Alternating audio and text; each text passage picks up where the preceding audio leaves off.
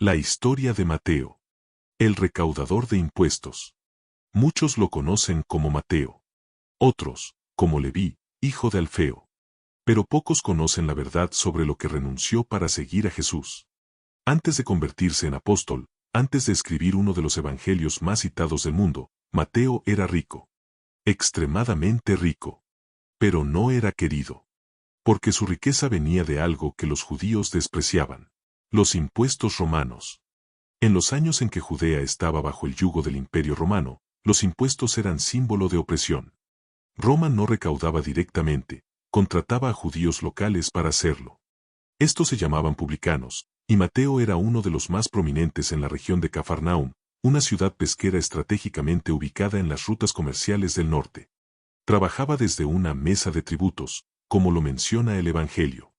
Esa no era una simple mesita de madera, era su centro de operaciones financieras, probablemente ubicada cerca del puerto y del mercado principal. Cafarnaum era próspera. Y Mateo tenía acceso a todos los comerciantes, viajeros, agricultores y pescadores que entraban y salían de la ciudad. Era su trabajo cobrar impuestos por cada carga de pescado, por cada saco de trigo, por cada venta realizada.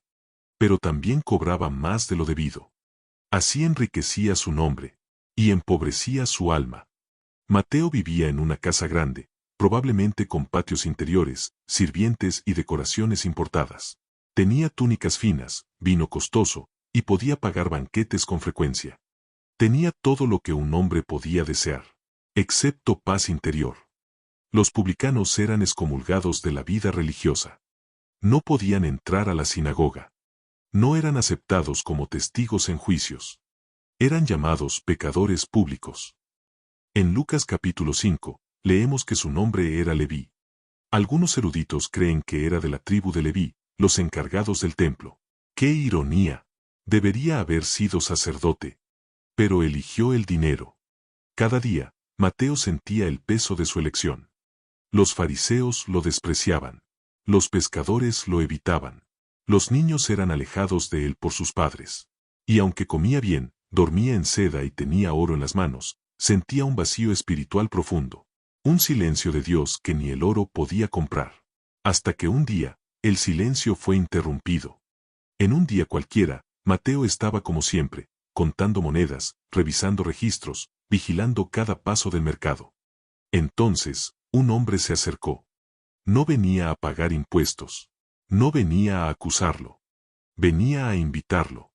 Pasando Jesús, vio a un hombre llamado Mateo, sentado al banco de los tributos públicos, y le dijo: «Sígueme». Y se levantó y le siguió. Mateo capítulo 9, versículo 9. Eso fue todo. No hubo predicación. No hubo exigencias.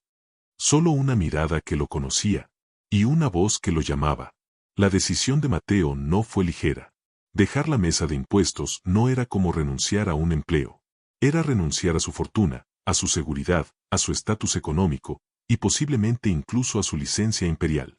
Pero en un instante, Mateo eligió perder todo lo que el mundo consideraba riqueza, para ganar lo que el alma necesitaba.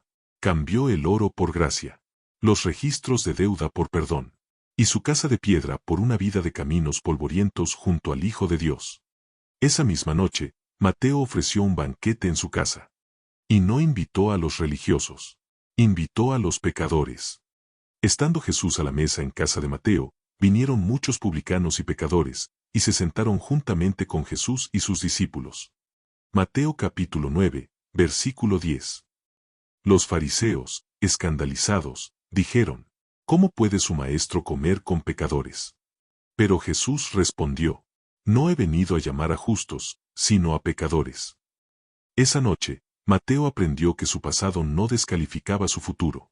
Desde ese momento, Mateo dejó de contar impuestos. Y comenzó a contar milagros. Viajó con Jesús. Escuchó el sermón del monte. Vio la resurrección de una niña.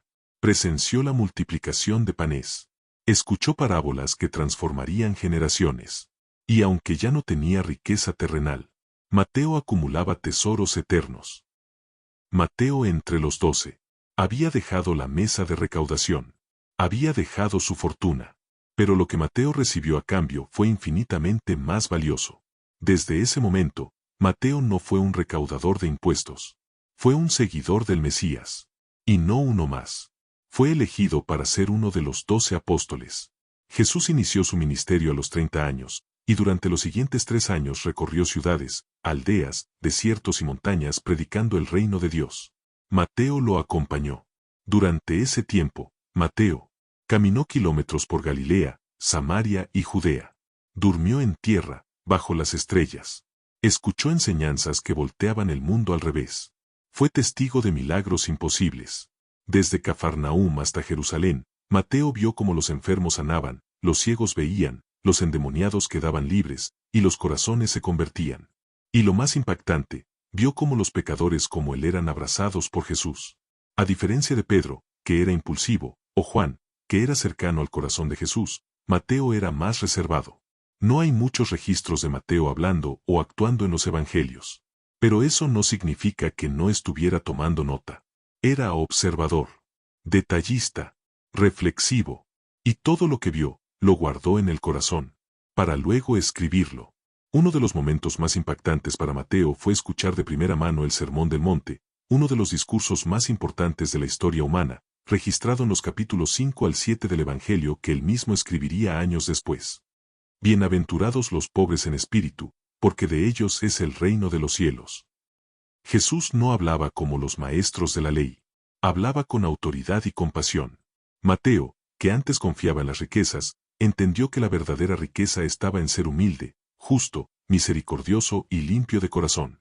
Jesús enseñaba que es mejor perder una parte del cuerpo que perder el alma, que amar al enemigo era más poderoso que vengarse, que el dinero no debe ser tu amo, sino una herramienta, que la fe puede mover montañas. Para Mateo, esto era un cambio de paradigma. Antes, la vida era números, ganancias, intereses. Ahora, la vida era gracia, verdad y eternidad. A medida que seguía a Jesús, Mateo se desprendía cada vez más de su mentalidad anterior. Antes, valoraba la exactitud de los registros, calculaba el valor de cada moneda, medía el éxito en ganancias. Ahora, valoraba el perdón, calculaba las almas tocadas, medía el éxito en obediencia. Jesús no solo lo había sacado del banco de impuestos, le había renovado la mente. Mateo también fue testigo del choque constante de Jesús con los líderes religiosos. Fariseos que se escandalizaban porque comía con pecadores. Escribas que lo acusaban de blasfemia. Sacerdotes que lo veían como amenaza. Mateo conocía a esa clase de hombres. Lo habían rechazado por años. Ahora, veía como ese mismo sistema que lo excluyó, ahora rechazaba al mismo Hijo de Dios. Durante los 3 años de ministerio, Mateo convivió con Pedro, el impulsivo; Juan, el sensible; Tomás, el que dudaba; Judas, el que lo traicionaría. Juntos formaban un grupo imperfecto, pero elegido. Mateo no tenía experiencia como predicador, pero tenía experiencia con la realidad. Sabía lo que era vivir alejado de Dios. Y ahora, lo seguía con todo su corazón. Jesús comenzó a anunciar su muerte. Los discípulos, incluidos Mateo, no entendían. ¿Cómo podía el Mesías morir? ¿No se suponía que traería el reino? Pero Jesús hablaba de otra clase de reino. Un reino donde el primero sería el último, y donde la cruz sería el trono. Mateo lo siguió hasta Jerusalén, sin entender todo, pero con la misma fe que lo hizo dejar su riqueza. La cruz, el silencio y la misión. Los días de caminatas por Galilea se estaban acabando. El tono de las enseñanzas de Jesús había cambiado. Ya no hablaba solo de esperanza y milagros. Ahora hablaba de muerte, traición y cruz. Mateo escuchaba con atención, pero no comprendía del todo. ¿Cómo podría morir el Mesías? Pero todo se estaba alineando para lo inevitable. Jesús y sus discípulos llegaron a Jerusalén. Era tiempo de la Pascua. La ciudad estaba llena de peregrinos, soldados romanos, comerciantes y enemigos espirituales. Hosanna al Hijo de David. La gente gritaba al verlo entrar montado en un asno. Mateo, emocionado, pensaba: ahora sí, este es el momento del reino. Pero el reino que Jesús anunciaba no era político, ni militar, era eterno y espiritual. Y lo demostraría con sangre. Mateo estuvo presente en la última cena. Allí escuchó que uno de ellos lo traicionaría. Vio cómo Jesús se humillaba al lavarles los pies. Y presenció cómo partía el pan y alzaba la copa, diciendo: Esto es mi cuerpo, esta es mi sangre, haced esto en memoria de mí. No era una celebración.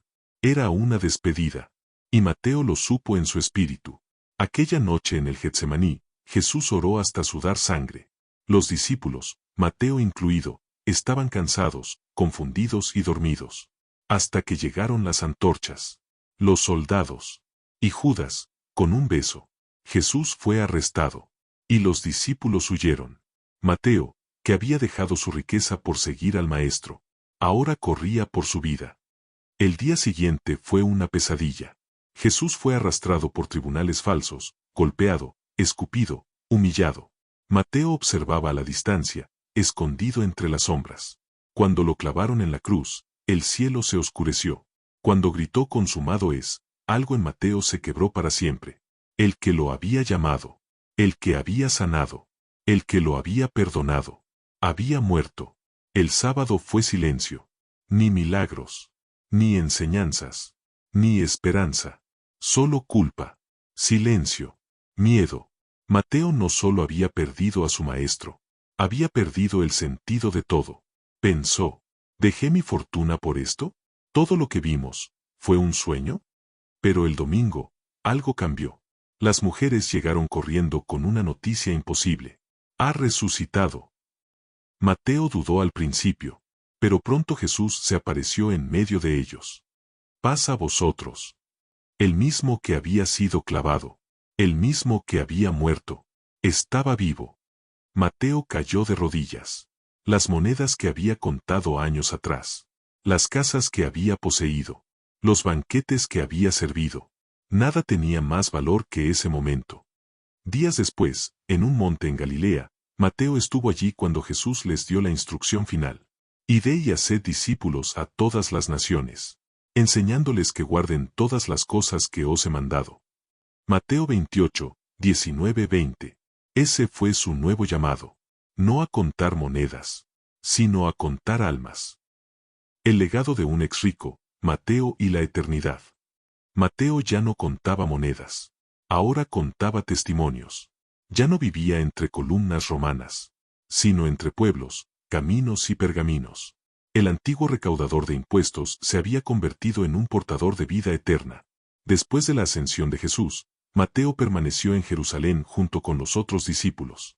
Aunque los detalles son en parte tradicionales y no todos están confirmados, diversas fuentes históricas y patrísticas dicen que Mateo llevó el Evangelio a Etiopía, Partía, territorio del antiguo imperio persa, Persia, Siria. Algunos relatos incluso afirman que llegó hasta la India, difundiendo el mensaje del reino donde nunca antes se había escuchado. Y en cada lugar, Mateo no hablaba desde la teoría, sino desde la transformación vivida. Durante su ministerio, Mateo sintió el llamado no solo de predicar, sino de dejar testimonio escrito. Así nació el Evangelio según San Mateo, uno de los 4 evangelios canónicos. Este evangelio presenta a Jesús como el Mesías prometido. Enlaza el Antiguo Testamento con el Nuevo. Contiene el Sermón del Monte completo. Muestra la autoridad de Cristo sobre la ley, el pecado y la muerte. Incluye la Gran Comisión en su final. Fue escrito en un estilo preciso, ordenado y meticuloso, reflejo de un hombre que alguna vez fue contador, pero ahora de milagros. Es considerado el evangelio más estructurado y temáticamente organizado, ideal para los judíos de su tiempo, pero con verdad eterna para toda la humanidad. Como casi todos los apóstoles, Mateo no murió en la comodidad. No volvió a tener riqueza. No fue admirado por emperadores. Pero sí fue fiel hasta el fin. La tradición cristiana afirma que Mateo fue martirizado por su fe. Según varios relatos, fue apuñalado mientras celebraba la Santa Cena, o fue asesinado en Etiopía mientras predicaba contra la idolatría del rey local. Su muerte fue violenta pero gloriosa, pues dio su vida por aquel que dio la suya por él. Hoy, más de 2000 años después, su nombre aún se recuerda. No por su riqueza, no por sus conexiones con Roma, no por su casa en Cafarnaúm, sino por su obediencia, su fe, su pluma inspirada por Dios. Mateo demostró que puedes tenerlo todo, y aún así estar perdido. Puedes dejarlo todo, y ganar la eternidad. Dios no llama a los perfectos, llama a los disponibles. El pasado no define, la gracia transforma. Tú también puedes ser como Mateo. Tal vez tienes éxito, posición, recursos. O tal vez te sientes lejos de Dios, juzgado, rechazado. Pero Jesús no cambia. Sigue diciendo lo mismo que dijo hace más de 20 siglos. Sígueme. Y si tú te levantas como Mateo lo hizo, tu historia también puede transformarse para la eternidad. Suscríbete para apoyar el canal y traerte más contenido como este.